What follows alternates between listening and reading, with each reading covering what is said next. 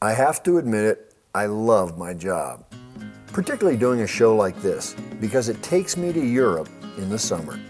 There's nothing quite as beautiful and as fun for a cameraman like myself as the English countryside.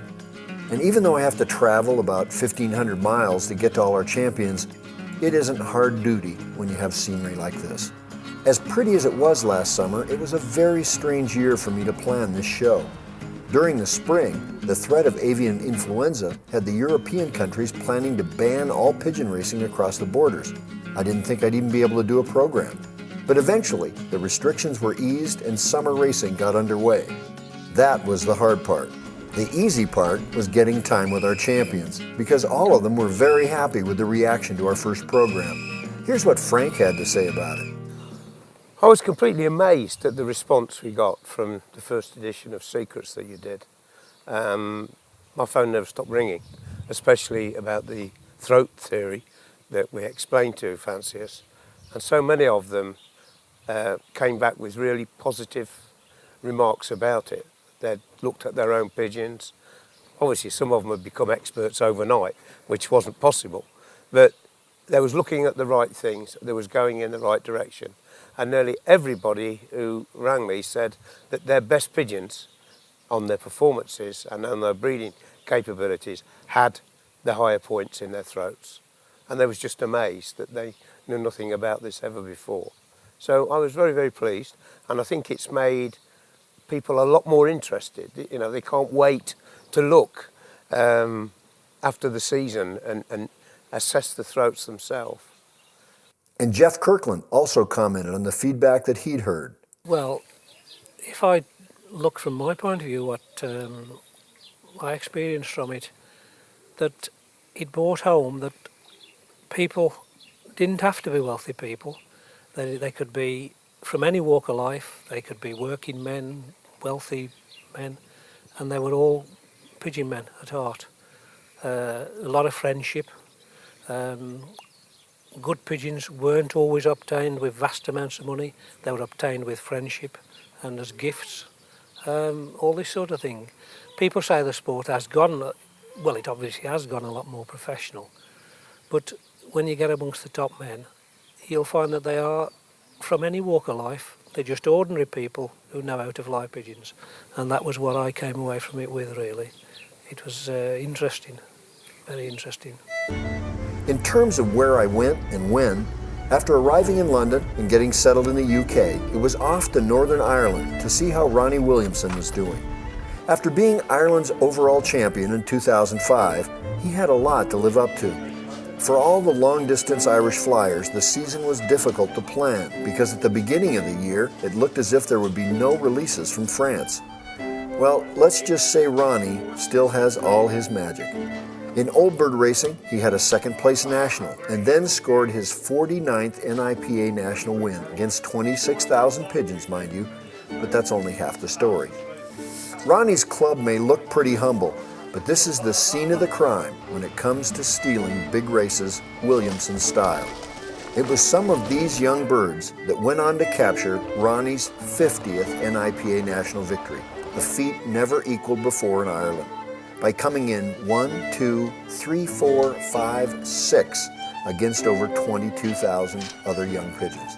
I'd call that championship flying, and so would the Royal Pigeon Racing Organization, the RPRA, which named Ronnie Ireland's sprint champion and all-distance champion for 2006. And a half an hour north in Belfast, the Gregg brothers in McCandless were once again proving that Williamson and Tasker birds and methods are the ticket to victory. With Stephen doing the training and Paul keeping an eye out at home, the Greggs had a great year. In Old Birds, they won both the Open and Yearling Classic from Severn Cove, a 300-mile station against almost 9,000 birds. They not only won it, they were first and second with a hen and cock that timed in over 40 yards a minute ahead of the third-place pigeon. And in Young Birds, they were at the top of their game as well, and one of their young pigeons was named by the RPRA as Ireland's Young Bird of the Year, the second time they've won that coveted award in 3 years. A few days later, I returned to England and then traveled with Frank Tasker over to the continent. You can fly, you can drive and take the tunnel under the English Channel, or, my favorite choice, you can take the overnight car ferry. When you're working like I was, this is the most relaxing because the boat leaves in the early evening, the sun sets and the food are great, and early the next morning, you wake up in Belgium. From the dock in Belgium, we headed north to Holland to visit Ad Scherlaken.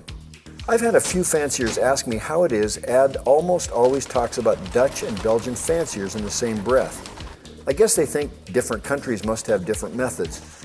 Well, let me tell you, it's difficult to tell Holland and Belgium apart where Ad lives. For people in the USA where the government keeps us in a tizzy about terror alerts and border security, it's hard to believe what the borders between European countries are like these days. It's like driving from state to state in America. Ad's hometown is the best example of what I mean. It's famous for having different sides of the street in one country or another. Just driving to the store, you can leave Holland and enter Belgium 4 or 5 times and not even know it. And I love this example. This house, a mile from Ad's home, is right on the border. The people who own it sleep in Belgium each night and every morning get up and go to their kitchen for breakfast in Holland. Ad's Dutch Pigeon Club actually ships their birds each week from Belgium. So I hope that explains why Ad mentions the two countries in the same breath.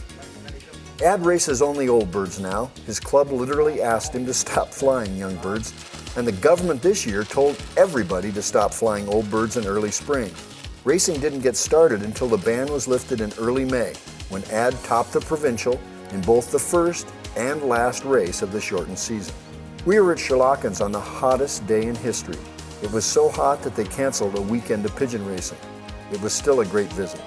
In addition to getting Ad's thoughts on breeding and old bird racing, we had a chance to visit people in his area, including a top sprint racer.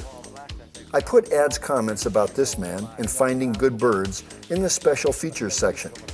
I called it Ad's passion because he feels so strongly about how foreign pigeon men don't truly understand how and where to find good pigeons in Europe. When we sat down for his interview, the first thing that came to his mind was the people who'd contacted him after watching the first Secrets of Champions. I told them the most important thing is quality birds. Many people here have been looking for better medicine, better vets, better vitamins, better other stuff. And all my life I've been looking for better birds. I didn't go to the real champions, to the small names. And I told something about it last time, and it seemed that half of the United States wants to know about those guys who are not famous, who are cheap, who have super birds. Do you know such guys? Of course, I said, may I have their website? 90% don't even have a computer, don't know what a pedigree is. So I said, sorry, no website. Later, I heard nothing from them. I think they were looking for a guy with a website and buying very expensive, poor pigeons. From Holland, we traveled south to Belgium to check in with the professor. Paul Halterman is as busy as ever. He keeps a big garden. He maintains a little breeding loft and raises birds for friends, and he still sells some pigeon food, although I don't think it's for the money. I think it gives him a chance to talk to local fanciers.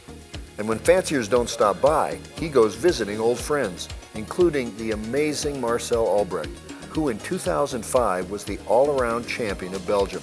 This year, he won it again, with an even stronger race record.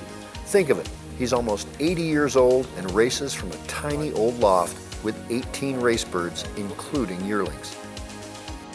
As usual, Paul spends a lot of time at the Van den Driesches, who live near his home. Elaine, Dirk, and Christine also had a good season.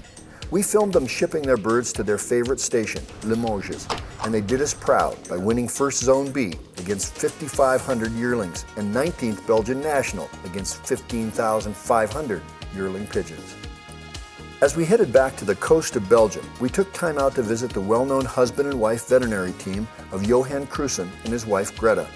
For those who live in parts of the world where your animal doctors don't know anything about racing pigeons, imagine being able to visit a second-generation pigeon veterinary office with a pair of doctors who see 600 to 800 racing pigeons a week during a racing season.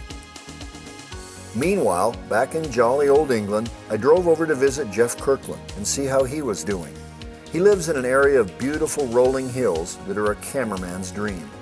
Because of the bird flu, however, Jeff was not having a dream season because the ban on racing from France wasn't lifted until he'd set up his entire Old Bird team for shorter domestic racing.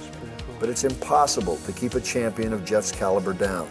By later in the season, he topped his section in both the National Flying Club and the Midlands National Flying Club on the same day with 2 different pigeons from 2 different races, something no one has ever done before.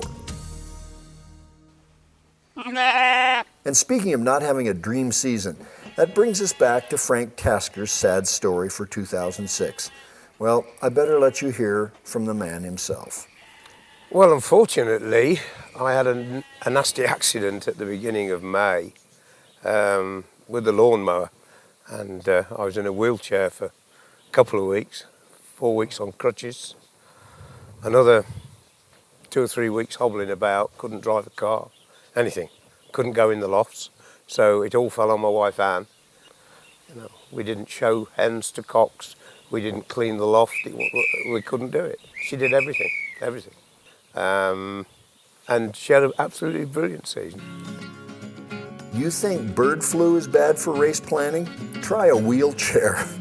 But if the injury did anything, it finally revealed this great British fancier's secret weapon, Anne Tasker. This lady is already famous for her green fingers, or green thumb as we say in America. The Tasker's Gardens win awards each year. But like Frank, Anne is also a bird lover.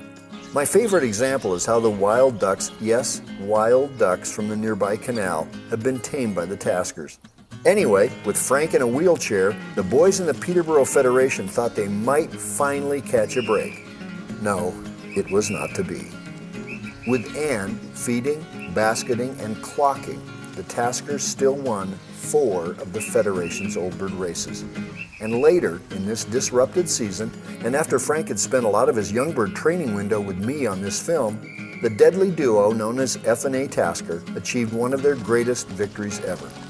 In late summer, they won the NRCC National Hen Race, and on the same day, not only won the Young Bird National Race, they took 14 of the top 20 places. Here's how one of the race reports described this victory. Quote, "What words do you use when brilliant is inadequate and outstanding is surpassed? Try to, Frank Tasker." Well, at least the writer put Anne's picture in the story, right? By the way, this makes Frank and Anne the first loft to ever win 5 NRCC titles in the organization's more than a century of racing. Frank was back at full steam by late summer, and obviously his young birds responded. And while I was visiting, Frank demonstrated several interesting things he mixes, both with grit and with a substance called colostrums that you'll enjoy watching in this special features section at the end of the show. So, here we go again. Ireland, Holland, Belgium, and England. They were champions then, they're champions now. And it's time to hear what they have to say about breeding, feeding, and old bird racing.